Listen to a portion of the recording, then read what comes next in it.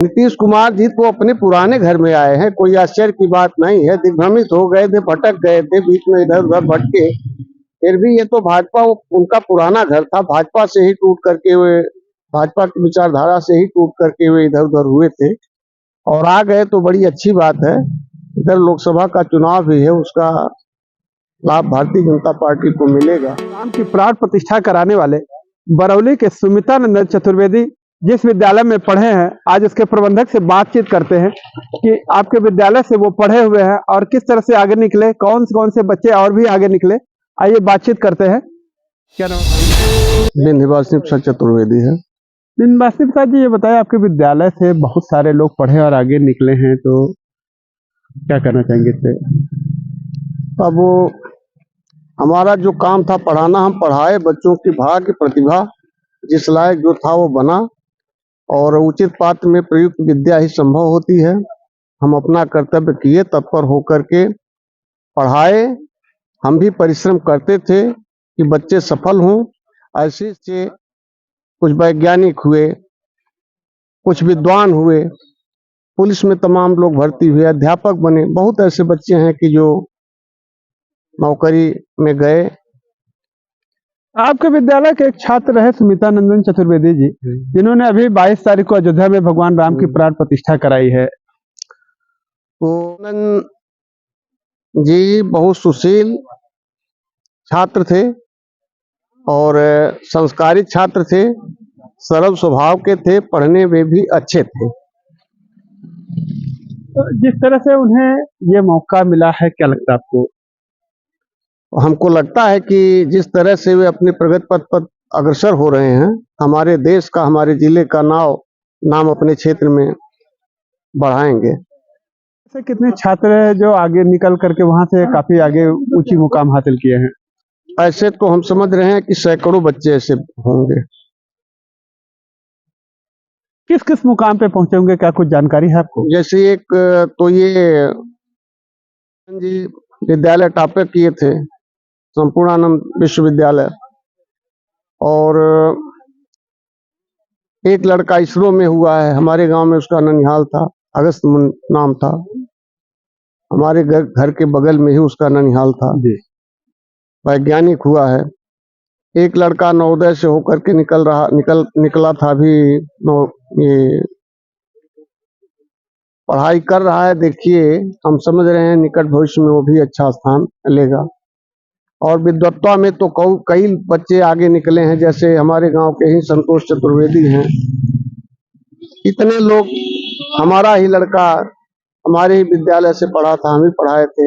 बड़ा लड़का हमारा सच्चिदानंद चतुर्वेदी, आज वह इंदौर में, मध्य प्रदेश में मैनेजर है। रोमाडी एक गांव है, वहां के घर घर के बच्चे पुलिस में नौकरी पा गए। भारतीय जनता पार्टी के आप पदाधिकारी हैं और बिहार में सरकार चेंज हुई है, नीतीश जी पुनः मुख्यमंत्री पद की शपथ लिए हैं 9वीं बार। तो वो उन्होंने पद अपना जिस पार्टी से जुड़े रहे उसको छोड़ दिया, फिर भाजपा में आ गए। क्या कहना चाहेंगे इससे? वो अपने पुराने घर में आए हैं, कोई आश्चर्य की बात नहीं है। दिग्भ्रमित हो गए थे, भटक गए थे, बीच में इधर उधर भटके। फिर भी ये तो भाजपा, उनका पुराना घर था। भाजपा से ही टूट करके वे, भाजपा की विचारधारा से ही टूट करके वे इधर उधर हुए थे और आ गए तो बड़ी अच्छी बात है। इधर लोकसभा का चुनाव भी है, उसका लाभ भारतीय जनता पार्टी को मिलेगा। तो नहीं कि लोकसभा चुनाव को लेकर भाजपा उनको तोड़ करके अपने पास लाई है। अब चाहे जिस नाते ले आई हो, लेकिन राजनीति में लाभ तो देखते ही हैं, सत्ता तो लोग देखते ही हैं। और वर्तमान में तो दो उप मुख्यमंत्री भी भाजपा के ही उनके साथ हुए हैं, तो ये सब लाभ तो है भाजपा। ये अभी हाल में चुनाव होने वाला और इस दौरान तोड़ करके लोगों को लाना, कुछ ये अजीब तरह का लग रहा है। नहीं, तोड़ करके तो नहीं लाए हैं। वहाँ सरकार चल रही थी, उनकी सरकार चल रही थी, ऑलरेडी वो मुख्यमंत्री थे। 9वीं बार इस बार मुख्यमंत्री की फिर शपथ लिया। 2015 से वो कई बार मुख्यमंत्री बने, अब की बार 9वीं बार उन्होंने शपथ लिया। सुबह इस्तीफा होता है और शाम को शपथ ग्रहण हो जाता है। वहां तो स्थितियां बनी,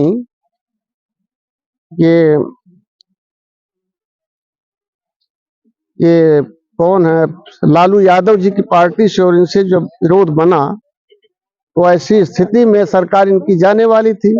तो भाजपा का दामन इनको थामना पड़ा, इनकी मजबूरी थी। कहीं से इस तरह की चर्चा नहीं आई कि राजद को ये छोड़ने वाले हैं? अचानक एक बार चर्चा आई और चर्चा के बाद तुरंत ये मुख्यमंत्री बन गए। फिर ये तो परिस्थितियां तय करती हैं कि कब कहाँ किस परिस्थिति में आदमी जाएगा। राजनीति में कुछ कहा नहीं जा सकता है कि वनवास के बाद कोई कहता था कि भारतीय जनता पार्टी सत्ता में आ जाएगी,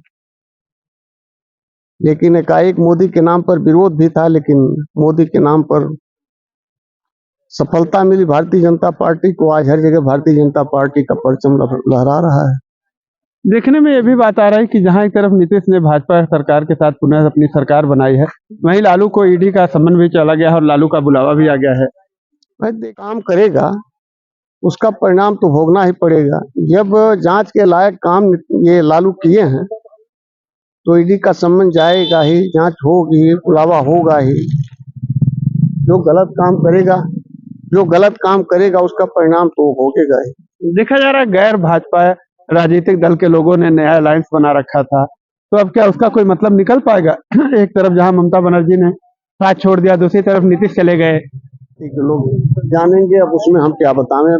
जो विशेष पद पर बैठे हुए हैं, बड़े पद पर बैठे हुए हैं, वही लोग उस विषय में समझ पाएंगे, उसमें हम क्या कह सकते हैं। आगामी 24 के लोकसभा चुनाव में क्या लगता है कि इंडिया अलायंस जो बना हुआ था, इसका कुछ लाभ मिल पाएगा लोगों को? हमारी समझ से तो नहीं। आज ही से भगदड़ शुरू हो गई है, कूट शुरू हो गए। चाहे बंगाल को देख लीजिए, चाहे बिहार को देख लीजिए, यूपी को देख लीजिए। हमें तो नहीं लगता है कि सफल होंगे लोग। चुनाव में क्या अयोध्या राम मंदिर भी मुद्दा हो सकता है? बिल्कुल हो सकता है। भगवान रामचंद्र जी हिंदुओं के आस्था के प्रतीक हैं, तो राम जन्मभूमि के नाम पर हिंदू उद्वेलित हैं, और उसके साथ साथ कुछ जो प्रबुद्ध लोग हैं, पढ़े लिखे हैं, मुस्लिम वर्ग के भी लोग खुशी मना रहे हैं राम जन्मभूमि के नाम पर। तो क्या लगता है राम जन्मभूमि फिर चर्चा में आएगा और मुद्दा होगा 2024 लोकसभा चुनाव, फिर भाजपा पूर्ण बहुमत से? देखिए, राम जन्मभूमि मुद्दा नहीं होगा, मुद्दा तो विकास का है। भारतीय जनता पार्टी तमाम विकास का काम कर रही है, केवल राम जन्मभूमि मुद्दा नहीं है। भारतीय जनता पार्टी के घोषणा पत्र में धारा 370, राम जन्मभूमि, ये नागरिकता संशोधन, ये सब था। तो भारतीय जनता पार्टी में सत्ता में आई तो उसको पूरा करना भारतीय जनता पार्टी का कर्तव्य था, लेकिन भारतीय जनता पार्टी अन्य पार्टियों के अपेक्षा विकास का तमाम काम कर रही है। 24 चुनाव में 400 के पार जाएगी? 400 के पार जाएगी, इसमें कोई दो राय नहीं है। ये परिस्थिति बता रही, लोग टूट टूट करके जो आ रहे हैं, परिस्थिति बता रही है, ये देख रहे हैं कि भारतीय जनता पार्टी 400 के पार जाएगी, तभी तो आ रही है। आज तक क्यों नहीं तोड़ करके लाए भारतीय जनता पार्टी के लोग? जब नीतीश आए तभी भाजपा उनको अपने अंदर। बिहार में देखा जाए जिस तरह से वहां की सरकारों ने नौकरियां दिया है, तमाम चर्चे में आए थे, फिर अचानक इस तरह का परिवर्तन, कहीं ऐसा तो नहीं कि तोड़ करके लाए गए हो? नहीं, ऐसी बात नहीं, तोड़ करके नहीं लाए हैं। कहा नहीं जाता, मनुष्य परिस्थितियों का दास होता है, कब कौन सी परिस्थिति आ जाए। राजनीति का रूप क्षण पर क्षण बदलता रहता है। अभी आपने देखा कि किस तरह से ये भाजपा के नेता अपने बयान दे रहे थे। एक तरफ जहां अपने स्कूल की बात इन्होंने कही, दूसरी तरफ वही बिहार में जो आज खलबली मची हुई, इसको लेकर भी चर्चा किए हैं। तो वीडियो पर कमेंट करके अपनी राय जरूर दें। मिलते हैं फिर किसी नेक्स्ट वीडियो में, तब तक के लिए नमस्कार।